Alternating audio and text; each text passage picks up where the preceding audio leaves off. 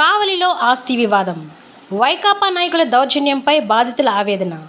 తమ ఆస్తిని కబ్జా చేయడానికి వైకాపా నాయకులు దౌర్జన్యానికి దిగి తమపై హత్యాయత్నానికి పాల్పడ్డారని బాధితురాలు జుబేదా తీవ్ర ఆరోపణలు చేశారు. ఈ మేరకు శుక్రవారం కావలిలో మీడియా సమావేశం ఏర్పాటు చేసి తమకు జరిగిన అన్యాయాన్ని వివరించారు.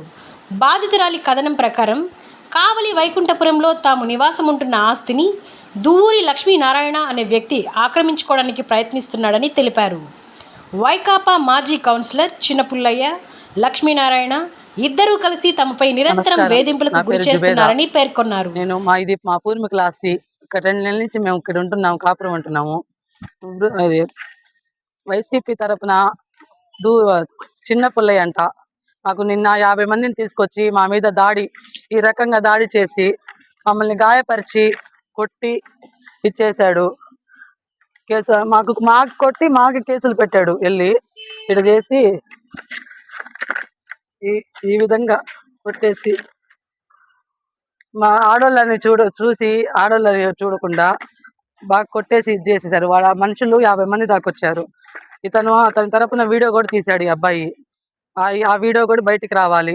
మాకు పోలీస్ స్టేషన్లోని అంతకుముందు కూడా దూరు వెంకయ్య నారాయణ అనే వ్యక్తి కొట్టి మాకు కేసు పెడితే మళ్ళీ మాకు తెలియకుండానే కేసు తీసేశారు. మాకు అన్యాయం జరిగింది, మాకు న్యాయం జరగాలని కోరుకుంటున్నాం. వీళ్ళిద్దరు కలిసి మా మీద చంపేయాలని ప్రయత్నిస్తున్నారు. మాకు ప్రాణహాని ఉంది. వీళ్ళ తరపున మెయిన్ ప్రాణహాని లేస్తే ఇతను ఒకటే మాట అంటున్నాడు, నేను వైసీపీ తరపున మనిషిని, వైసీపీ ఈసారి ఇప్పుడులో నా పార్టీ కానీ ఉండుంటే ఈ పార్టీకి మీకు లేపేసే వాళ్ళము, మీ సామాన్లన్నీ బయట దంగండి అని చెప్పి అట్ట అసేపకరంగా మాట్లాడాడు నిన్న చిన్న పుల్లయ్య. అతను వైకుంఠపురంలో వైసీపీ మాజీ కౌన్సిలర్ అంట అతను. అందుకని మాకు ప్రాణహాని ఉంది. అతని తరపున చాలా భయపిస్తున్నాడు. మాకైతే కొట్టేసి వాళ్ళ ఆడవాళ్ళని పిలిపించి మాకు 15 మందిని బాగా కొట్టించారు. బాగా నిన్నైతే మాకు చెప్పుకోలేని పరిస్థితి చేసేసారు. మాకు అందరు కొట్టేసి చేశారు. మేము ఉండేది 4 వేయడా ఎట్ట కొట్టేసి చేసేసారు. మీరే మాకు ఇతని తరపున మాకు ప్రాణహాని ఉంది. ఎవరు లేరు సార్ మా తరపున. మా మగోళ్ళు కూడా ఎవరు లేరు సార్. ఇక్కడ మేమే ఉన్నాము. దానికేసి ఆ కమ్మిలకేసి కొట్టారు సార్. మాకు అంతలో బండి వేసేసేయండి, చంపేసేయండి అని చెప్పి ఇతను చెప్తున్నాడు. అదేమంటే వైసీపీ పార్టీ తరపున మాట్లాడుతున్నాడు సార్.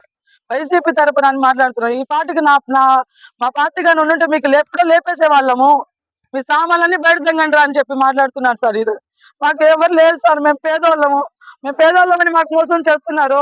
లేదంటే మేము ముస్లిమ్స్ అని మోసం చేస్తున్నాం. మాకు తెలియట్లేదు సార్. మాకైతే అన్యాయం జరుగుతుంది, చంపేస్తారని భయం వేస్తుంది సార్. మాకైతే ఇక్కడ ఉన్నవాళ్ళు ఇక్కడ అందరూ ఒకటైపోయి మా మీదకి వచ్చేస్తున్నారు. అది